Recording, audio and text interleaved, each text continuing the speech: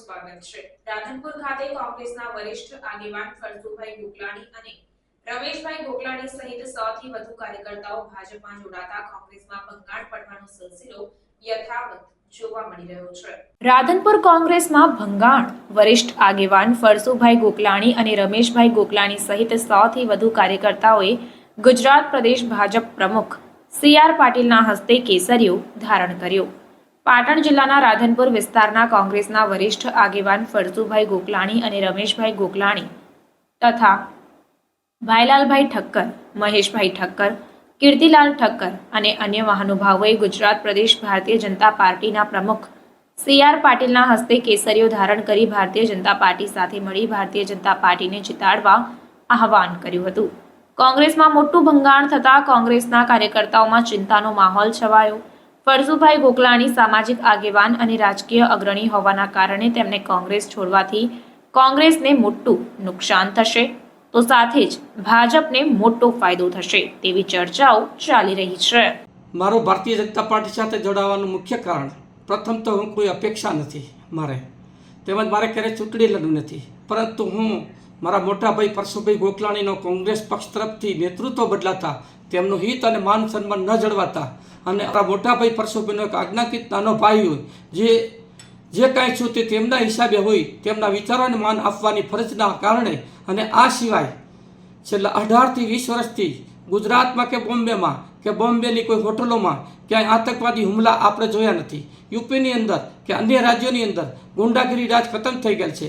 UP દિલ્હીની અંદર થતા બહેન દીકરીઓ ઉપર તથા બળાત્કારમાં કંટ્રોલ આવેલ છે, તેમજ 18 થી 20 વર્ષના કોઈ પણ છોકરાને આજે તમે ગુજરાતમાં કે ક્યાંય કર્ફ્યુ જોયો નથી। 18 થી 20 વર્ષની ના છોકરાઓ આજે ગુજરાતમાં ક્યાંય કર્ફ્યુ જેવું એમના મગજમાં નહીં હોય। મિત્રો, વર્ષો પહેલાં અમારા વારઈ ગામમાં તેમજ 4-5 દુકાનો અંદર તાળા તૂટતા અને ઘરફોડ ચોરી આ બધું બંધ। કચ્છ સીમાડામાં દાણચોરી અને હથિયારોની હેરાફેરી બંધ। રામ મંદિરમાંનો મુદ્દો વર્ષોથી અટકી પડેલ હતો, જેનું નિરાકરણ અને આજે ભવ્ય રામ મંદિરનું નિર્માણ।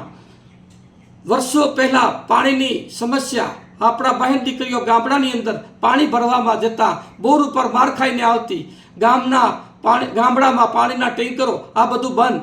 વાત રહી ભ્રષ્ટાચાર અને મોંઘવારીની, જેમાં આપણા રાધનપુર શહેરની જ આપણે વાત કરીએ તો ખાલી નગરપાલિકાની જ વાત કરીએ તો આપણા શહેરની અંદર કોરી સલેટ જે 2012 થી 17માં આપણે મહેશભાઈ મુલાણી ડૉક્ટર અને દેવજીભાઈ ડૉક્ટર પ્રમુખ આપ્યા આપણા શહેરે, જેમને પણ પાલિકાના સભ્યોમાં અમુક શાળાઓએ ધોરા દિવસે તારા દેખાડ્યા હતા અને બંને પક્ષે ભ્રષ્ટાચારમાં બોડી બદનામ થયેલ।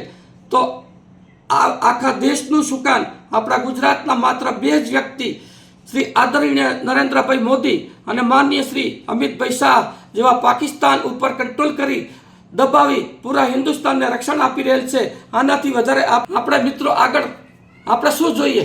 મિત્રો, આગળ કહ્યા મુજબ મારે ક્યારેય ચૂંટણી લડવી નથી, પરંતુ રાધનપુરની આખા ગુજરાતમાં બિલકુલ કંડમ નગરપાલિકામાં સુધારો થાય તેવા સભ્યો ચૂંટવામાં તન મન ધનથી મદદ કરીશ। અસ્તુ, ભારત માતા કી જય।